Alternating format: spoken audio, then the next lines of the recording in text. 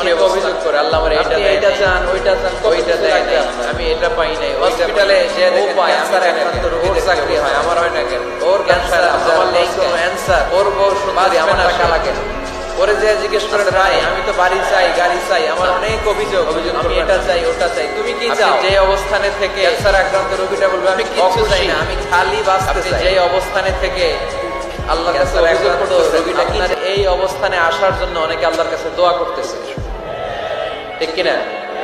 কিন্তু আপনি এই অবস্থানে খুশি না। অনেকে এই অবস্থানে আসতে চায়, তাদের স্বপ্ন যে তারা একদিন আপনার স্থানে আসবে, কিন্তু আপনি আপনার জায়গায় থেকে খুশি না। এজন্য উনজুর ইলা মান হুয়া আসফালা মিনকা, তোমার চেয়ে যে খারাপ অবস্থায় আছে তার দিকে তাকাও, তাহলে তোমার মনের দুঃখ ঘুচিয়ে দিবে কে? আপনার চেয়ে যে খারাপ অবস্থানে আছে তার দিকে দেখেন কি অবস্থা। আপনি এইটা চান, ওইটা চান, কত কিছু লাগবে আপনার। হসপিটালে যে দেখেন ক্যান্সারে আক্রান্ত রোগীদের কি অবস্থা দেখেন। ক্যান্সার যার নেই কোনো অ্যান্সার, বাঁচবে না সে। ওরে যে জিজ্ঞেস করেন, ভাই আমি তো বাড়ি চাই, গাড়ি চাই, আমার অনেক অভিযোগ, আমি এটা চাই, ওটা চাই, তুমি কি চাও? ক্যান্সার আক্রান্ত রোগীটা বলবে, আমি কিচ্ছু চাই না, আমি খালি বাঁচতে চাই। ক্যান্সার আক্রান্ত রোগীটা কি চায়? শুধু কি চায়? বাঁচতে চায়। আর আমাদের অনেক কিছু লাগবে। এজন্য বেঁচে যে আছি এই জন্যই আলহামদুলিল্লাহ। শ্বাস প্রশ্বাস যে নিতে পারতেছি, বেঁচে আছি, অনেক দিয়েছে প্রভু, আর কিছু লাগবে না, আলহামদুলিল্লাহ পড়েন। চাওয়ার কোনো শেষ নাই, আছে? লাউ আন্না লিকুল্লি ইবনি আদম ওয়াদিয়ান মিন যাহাব আহাব্বা আন ইয়াকুনা লাহু ওয়াদিয়ান ওয়া লা ইয়ামলা ফাহু ইল্লা তুরাব। প্রত্যেক বনি আদমকে আল্লাহ তাআলা একটা করে স্বর্ণের পাহাড়ের মালিকও যদি বানিয়ে দেয়। কিসের পাহাড়? সবাই বলেন। দেখছেন শরীয়তপুরে?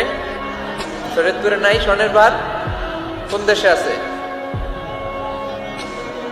সৌদি আরব। স্বর্ণের পাহাড় নাই, স্বর্ণের খনি আছে। স্বর্ণের পাহাড় এই পৃথিবীতে হবে না, স্বর্ণের পাহাড় পাওয়া যাবে জান্নাতে, ঠিক কিনা? প্রত্যেককে যদি আল্লাহ একটা করে স্বর্ণের পাহাড়ের মালিকও বানিয়ে দেয়, তারা আরো একটা স্বর্ণের পাহাড়ের মালিক হতে চাইবে। আচ্ছা বুঝে শুনে উত্তর দেন তো, আল্লাহ যদি আমাকে একটা স্বর্ণের পাহাড়ের মালিক বানিয়ে দেয়, আমার 14 পুরুষ এই পাহাড়, স্বর্ণের পাহাড় কেটে কেটে ভেঙে ভেঙে বিক্রি করে খেয়েও এই পাহাড়ের অর্ধেক কি শেষ করতে পারবো?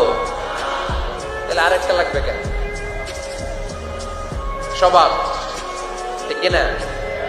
স্বভাব কি?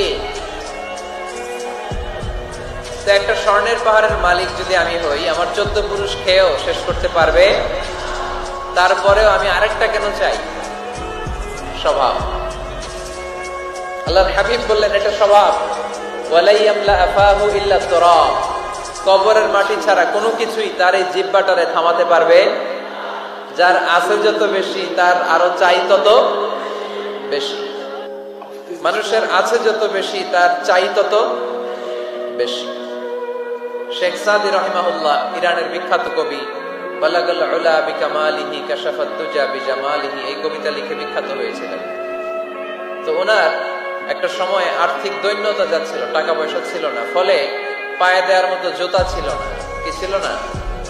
জুতা ছিল না। তো খুব আফসোস করে একদিন মনে মনে আল্লাহরে বলে, আল্লাহ আমি এত বড় কবি, আমার পায়ে দেওয়ার মতো জুতা নাই।